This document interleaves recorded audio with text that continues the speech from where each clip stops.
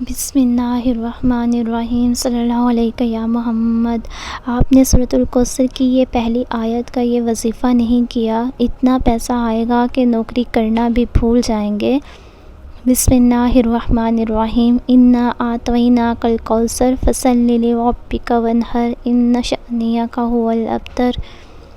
30ویں پارے کی ایک سورت جسے سورۃ الکوثر کہا جاتا ہے، اس کی ایک آیت کا بہت ہی خاص ترین وظیفہ ہے۔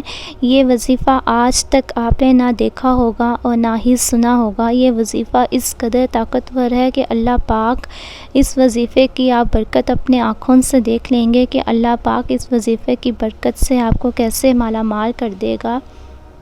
بہت ہی زیادہ اثر رکھنے والا یہ وظیفہ ہے۔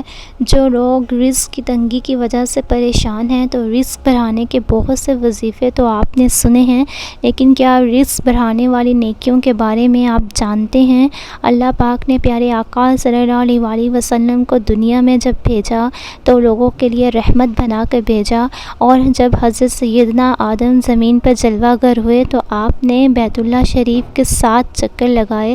اللہ پاک نے آپ کی جانب وحی نازل فرمائی، اے آدم، تیری اولاد میں سے جو شخص بھی یہ دعا کرے گا میں اس کے غم و الم اور تنگی کو دور کر دوں گا اور اس کے دل سے تنگ دستی کا غم نکال کر اسے بے نیاز کر دوں گا، اور اسے وہاں سے رزق دوں گا جہاں سے اسے گمان بھی نہ ہوگا، اور دنیا اس کے پاس ذلیل ہو کر آئے گی اگرچہ وہ اس کی خواہش نہ رکھتا ہو۔ فرمایا کہ سورۃ الحجر کو لکھ کر تعویذ پہننے والا لوگوں کی نظروں میں محبوب ہوگا اور اس کے کاروبار میں ترقی اور روزی میں برکت ہوگی۔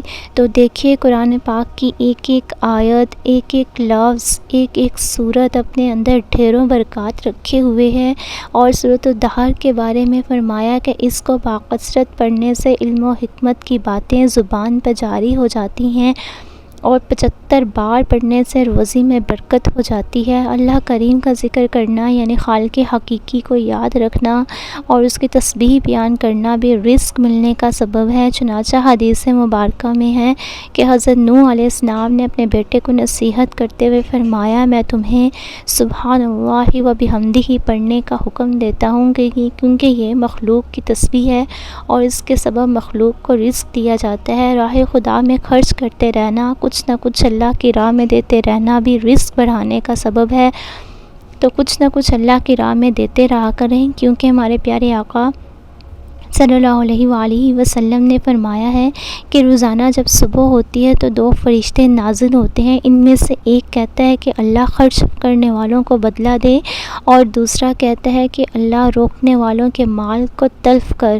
ایک موقع پہ حضور اقدس صلی اللہ علیہ وآلہ وسلم نے فرمایا، اللہ کریم ارشاد فرماتا ہے، اے ابن آدم خرچ کرو، میں تم پہ خرچ کروں گا۔ تو اسی حدیث مبارکہ کے تحت آپ لوگ بھی اللہ کی راہ میں جتنا ہو سکے کثرت کے ساتھ زیادہ سے زیادہ خرچ کیا کریں۔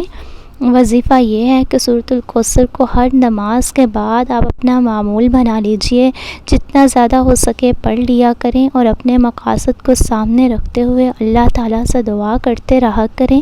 سب سے بہترین طریقہ اس کا یہ ہے کہ صبح فجر کی نماز کے بعد 129 بار اول آخر 3 بار درود شریف کے ساتھ روزانہ کی بنیاد پہ آپ اسے پڑھ لیا کریں۔ انشاءاللہ تمام مقاصد بہت ہی جلد آپ کے پورے ہوں گے، اور آپ کو وہاں سے رزق ملے گا جہاں سے آپ نے کبھی سوچا بھی نہ ہوگا۔ اللہ تعالی ہم سب کا حامی و ناصر ہو، آمین ثم آمین۔